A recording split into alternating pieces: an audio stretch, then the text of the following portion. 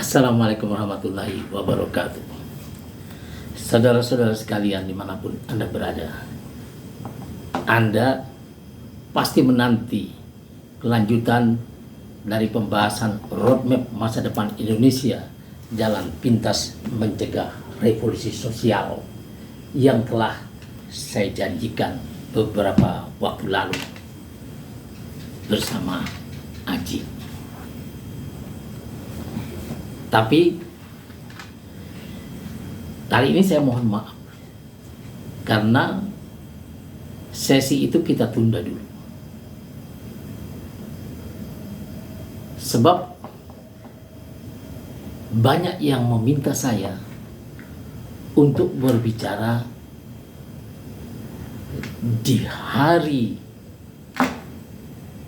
di bulan November, bulan yang di dalamnya ada 10 November, Hari Pahlawan. Saya diminta bicara tentang perjuangan, tentang pahlawan. Saya menjawab tantangan ini dengan berbicara tentang pahlawan. Dari sekian banyak pahlawan dan pejuang ribuan sejak masa Portugis, Belanda, Inggris, Belanda lagi, kemudian Jepang. Ratusan ribu pejuang dan pahlawan telah gugur di negeri ini. Tapi di antara ratusan ribu pejuang itu, saya ingin bicara tentang pejuang wanita. Dan di antara sekian banyak pejuang wanita, ada Kartini, ada Cut Nyak-Dien, ada Dewi Kartika, ada pahlawan panglima perang, pahlawan wanita Aceh, dan lain-lain. Tapi di antara sekian banyak itu, saya ingin bicara tentang Ibu Fat. Siapakah Ibu Fat? Ibu Fat adalah Ibu Fatmawati, istri Presiden Soekarno. Mengapa dia menjadi penting saat ini? Buat saya tokoh ini menarik. Karena apa? Karena dia menjadi bendera Persatuan Republik Indonesia, sang saka merah putih, yang ketika para lelaki sedang berjuang mempersiapkan teks proklamasi, bermain-main mengakali Jepang dan sekutu, ada satu orang yang berpikir tentang bendera. Dialah Ibu Fat. Sebab menjelang hari proklamasi itu, kita tak punya bendera. Dan ini akan jadi konyol apabila proklamasi didengungkan, disiarkan ke seluruh dunia tanpa bendera. Disitulah kelebihan Ibu Fat. Ibu Fat ini adalah putri satu-satunya dari seorang tokoh bernama Hasanuddin dan pasangannya Khadijah, Siti Khadijah di Bengkulu. Keduanya adalah orang yang sangat kental keislamannya. Hasanuddin adalah seorang aktivis Muhammadiyah. Istrinya sama juga. Dan Hasanuddin punya darah bangsawan. Dia turunan ke-6 dari Raja Muko-Muko. Jadi di dalam dirinya, di dalam darah Ibu Fat mengalir darah ulama dan darah bangsawan. Dan ini bisa dibuktikan. Ibu Fat pertama kali dia disekolahkan oleh orang tuanya di sekolah Gedang namanya, sekolah rakyat SD zaman sekarang. Kemudian dia dipindahkan ke Hollands Inlandse School, HIS, yang berbahasa Belanda. Setelah berjalan sekian lama, sang ayah pindah ke Palembang.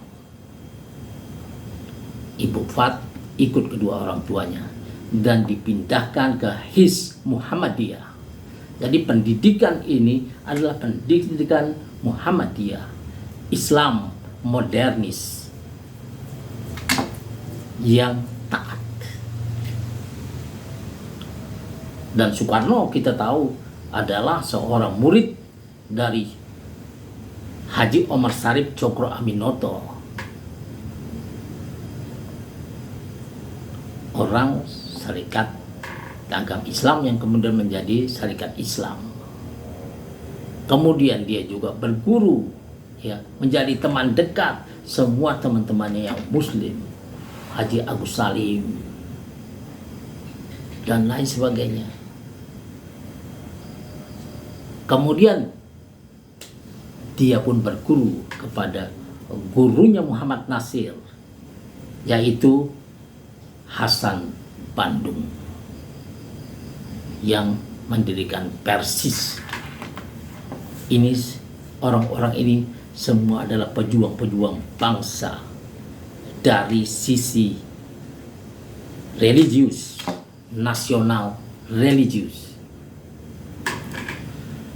Nah, saudara-saudara kalian, Ibu Fat telah menjahit merah putih. Pada saat itu tidaklah gampang mendapatkan kain merah dan kain putih di masa penjajahan yang berat. Tapi dengan kegigihannya, atas bantuan seorang Jepang bernama Shimizu, dia berhasil mendapatkan kain merah putih itu. Ibu Fat waktu itu sedang hamil besar, sedang menanti hari untuk kelahiran putranya yang pertama, yang kemudian lahir bernama Guntur Soekarno Putra.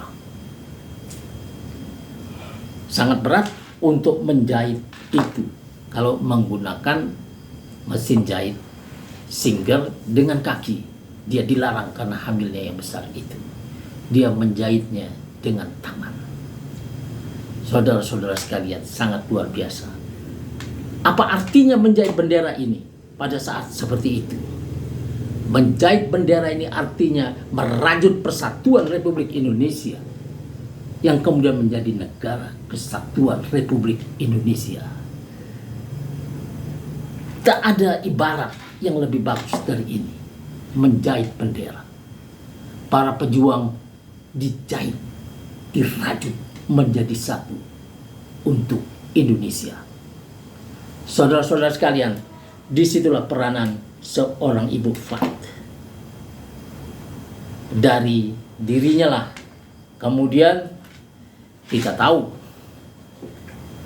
dia memiliki 5 anak setelah Guntur Soekarno Putra. Dia melahirkan Megawati Soekarno Putri. Kemudian Rahmawati Soekarno Putri, lalu Sukmawati Soekarno Putri, dan yang terakhir Guruh Soekarno Putra. Megawati kita tahu menjadi penerus yang luar biasa dari pikiran-pikiran Soekarno, dan dia menjadi oposisi yang luar biasa kuat dan tahan banting selama Orde Baru. Dan kini setelah reformasi, Megawati adalah pemimpin partai yang terus-terusan memenangi pemilihan legislatif. Bahkan saat ini partai ini menjadi satu-satunya partai politik yang bisa mencalonkan presiden dan wapres tanpa berkoalisi dengan partai lain. Dan di bawah itu dia memiliki seorang putri yang juga aktif di politik di PDI Perjuangan, yaitu Puan Maharani. Dia sempat menjadi anggota kabinet sebagai Menko pada masa periode pertama Jokowi JK sebagai Menko bidang kemanusiaan dan kebudayaan. Dan saat ini adalah Ketua DPR RI.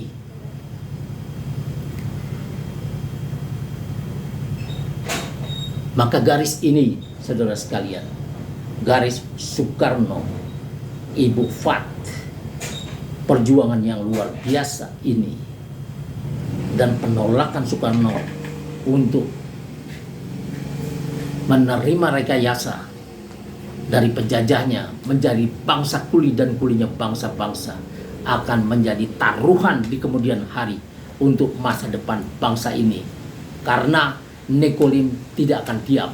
Neokolonialisme akan menggunakan oligarki dan pemerintah-pemerintah yang lemah untuk mendominasi bangsa ini, mengandangkannya, memplotnya menjadi bangsa kuli dan kulinya bangsa-bangsa, atau setidak-tidaknya memplot Indonesia menjadi 3-in-1, pusat bahan baku murah, pusat tenaga kerja murah, dan pasar yang besar bagi segala macam produk mereka. Apa yang dilakukan para penjajah ini, para neokolonialisme ini? Memecah belah bangsa ini sehingga kita tidak kelar-kelar, kita tidak punya waktu untuk mempersiapkan masa depan bangsa. Disinilah kita harus kembali pada merajut persatuan ini yang telah dilakukan secara simbolis pada tanggal 17 Agustus 1945 menjelang kemerdekaan itu diproklamasikan. Dia menjahit merah putih. Wassalamualaikum warahmatullahi wabarakatuh.